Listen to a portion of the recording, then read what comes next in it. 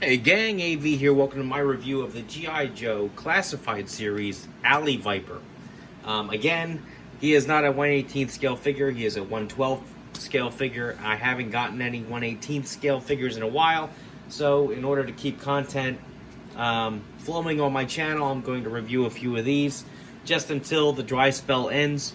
I have not given up on 1/18th scale figures at all, but I still have to keep putting stuff out there for you guys, so I'm going to be having a look at this guy today. I did get this through the Plastic Underworld Collectibles website. I know the guy that runs it. He's a very good friend of mine, and I put the link in the video description down below, so be sure to check that out if you'd like to find one for yourself.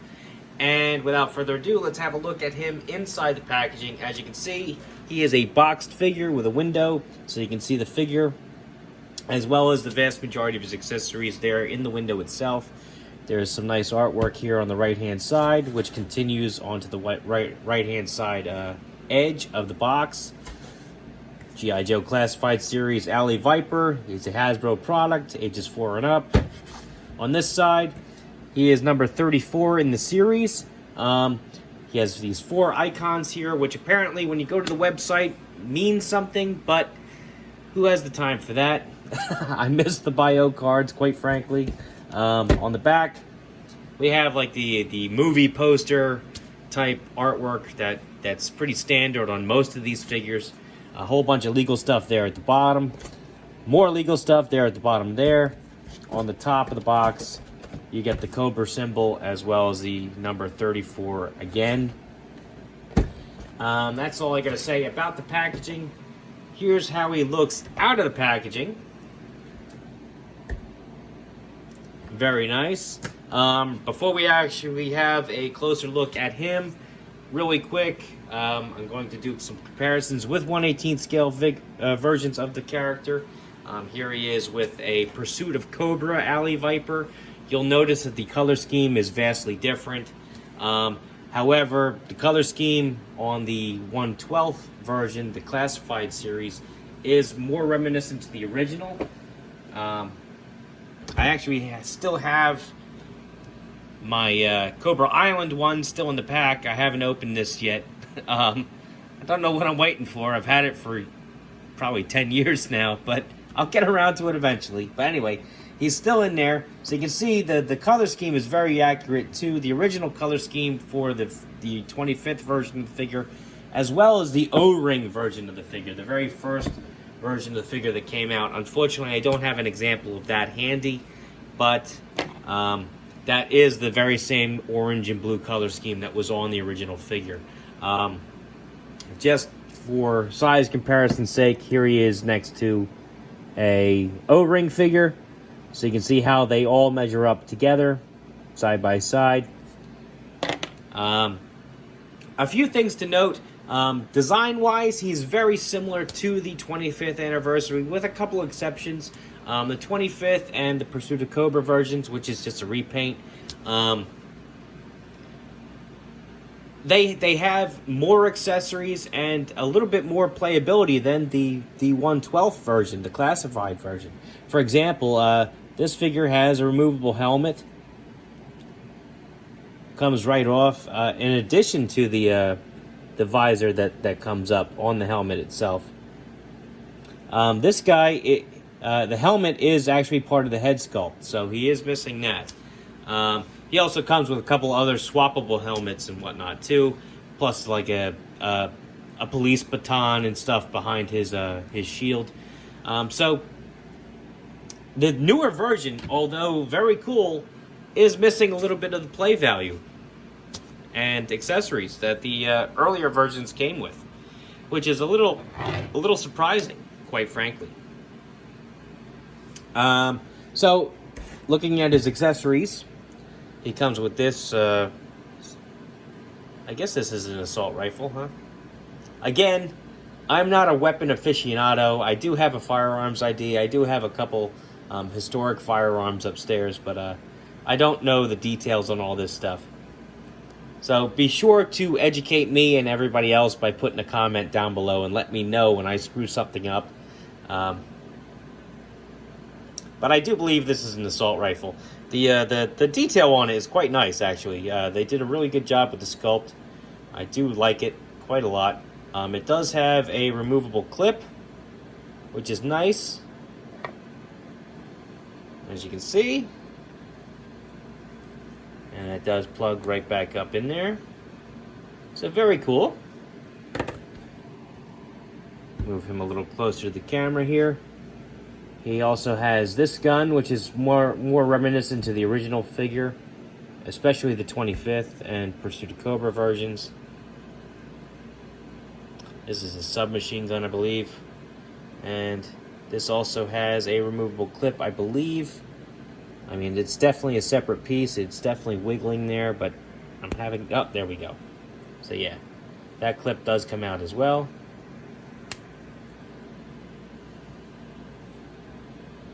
Again, very nice sculpt on this as well. I'm not sure if you noticed, but his finger does fit through the trigger guard, which is always a nice touch. I believe it does on this weapon as well. Yes, it does. Very easy.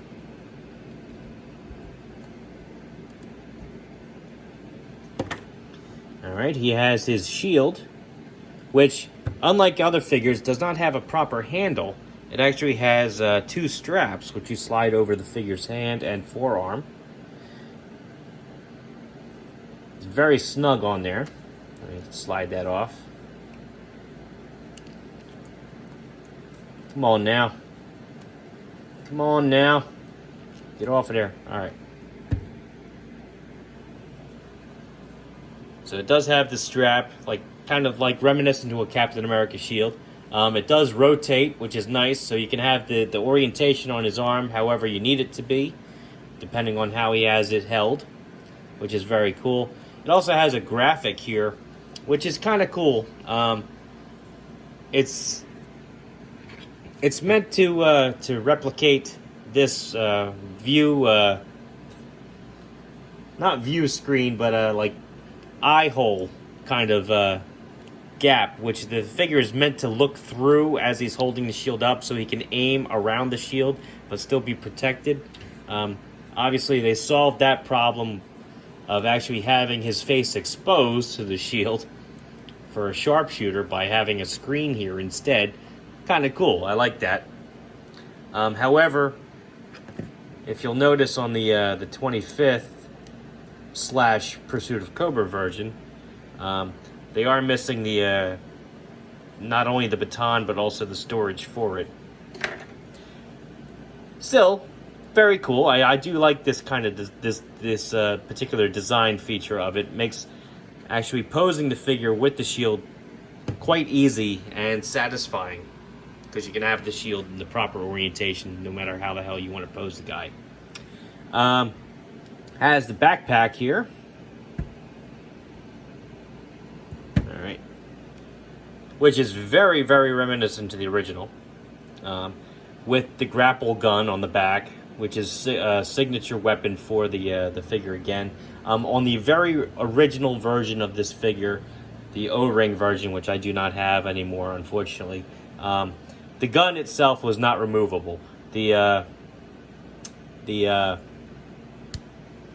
grapple was. So you can actually take the grapple off of the original, I believe, if I'm remembering correctly. But the gun itself was not removable from the original. This, however, is removable, which is nice. Just comes right off. Uses that peg, which goes through the trigger guard to hold it in place. The design on this is actually pretty neat. Some nice sculpt on there as well, you know. What I do like, in particular, is the fact that they gave you these 2 little notches on the gun and the grapple itself, so that if you wanted to, you could actually attach a string and pose the figure as though he's using it as a grapple gun to hoist himself up onto a building rooftop or whatnot. So that's pretty cool. I do like that quite a bit. The gun was removable on the Pursuit of Cobra version. However, the grapple was not. The grapple was permanently attached to that particular gun. So this is definitely a trade up in regards to that. But all in all, the backpack is just a solid piece of plastic. There's not much else going on with it. I mean, you do have some molded grenades on there. You do have a spindle here, which is meant to be for the grapple's rope or cable. A pouch, a couple pouches here, Cobra symbol, you know, decent stuff. He has a visor, which is a separate piece, and you do peg that onto the figure. As I mentioned earlier, the helmet is actually sculpted as part of his head, so the helmet itself is not removable. But the visor does move up and down. It does have a symbol there on the front, Cobra emblem right there on the top of his forehead. Figure's face underneath. He has a sidearm pistol, which fits nice and snug in his holster there on his thigh.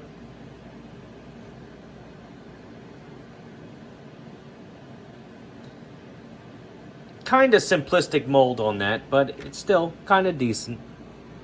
Enough to get the impression of what it's supposed to be. He also has two knives. The one knife here, which does come out of its sheath. As far as I can tell, both knives are identical.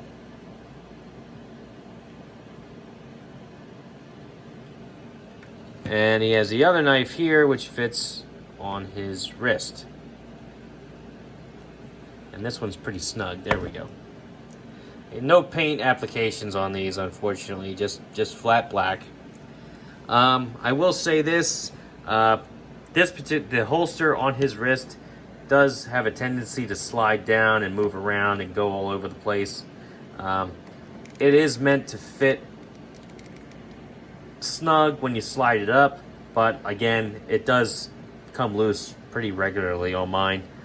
The vest is removable, I believe. However, I'm not going to do it. In my experience, it's kind of tough to put these back on. And quite frankly, looking it over, I'm not even sure where the peg holes are.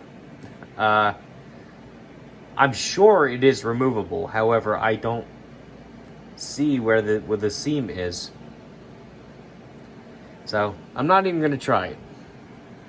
But it is nice. And it does, the flak vest does finish the look of the figure. Again, he has a holster here on this side. This plastic bit here for I guess these are pouches or straps on the other thigh. I'm not quite sure, but that is a separate piece as well. That's not just molded on. All in all, it's a decent looking figure and very reminiscent of the original design. As far as articulation goes, his head is on a ball joint at the top of the neck, so he does a full 360 at the top of the neck. He also has a hinge there, which allows his head to go up and down. Oops. The visor does have a tendency to pop off when you manipulate the head a little bit, so you want to be careful about that. It is kind of thin, quite frankly, and feels a little flimsy now that I mention it. So just, you have to be careful with it. You could potentially break the visor if you're not careful. Actually, I'm going to take it off while I do the head articulation. There we go. So anyway, he has a hinge there at the top of the neck, so it enables his head to look up quite a ways and look down quite a ways as well. He gets a little tilt side to side because there's also a ball joint at the bottom of the neck, so his neck is double articulated, which actually gives him a great range of motion at the neck in general. His arms do a full 360 degrees. They go up about that high, which is not too bad. He does have an upper bicep swivel. Elbows are double jointed, so he can actually touch his shoulder, which is nice. Wrists do a full 360 degrees, and they do angle down and up to help him hold his weapons more naturally. Now, he does have an ab crunch. Unfortunately, because of the flak vest, you're really not going to access it at all. So this does greatly hinder his articulation there. He also has a swivel at the hips, which you can hear it clicking, but you get full range of motion there. Legs, kick his legs up about that high. Because of the drop down hips, you can get his legs back about that far and also do splits almost flat. Drop down hips are nice. He has an upper thigh cut, so full 360-degree rotation up there. Double jointed knees, kick his heels back about that far. He has a cut at the top of the boot, so you can rotate his boot all the way around. He has a hinge at the ankle, so he can point his toes down, point his toes up, and he has a rocker joint. So very good articulation on this guy. Unfortunately, the flak vest does hinder his articulation at the ab crunch.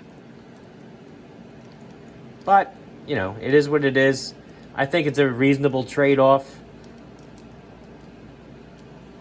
Again, you want to be careful with this visor. It is a little thin and flimsy. And the pegs that it holds on are pretty small. But all in all, it's a very cool figure, very reminiscent of the original, which is exactly what I wanted, quite frankly. I do kind of like the paint scheme on the repaint from the Pursuit of Cobra line. However, you know, when you see this guy, you know it's an Alley Viper. All in all, I think he's a decent figure. Again, if you're looking to find one, you can probably pre-order one from the website I mentioned earlier, the Plastic Underworld. I put the link in the video description. Again, that's where I got mine. Also, be sure to check out my other links I have down there for Whatnot, my eBay store, and so on and so forth. Look me up on social media. All that stuff is there. If you like this video, check out my channel where you'll see a whole bunch of other toy reviews, action figure content, figures, vehicles, accessories, mostly for the 1/18 scale. But I do other stuff as well, as you can see. I also do comic book videos as well, if that interests you. Feel free to share my content, comment, like, subscribe, and as always, take care.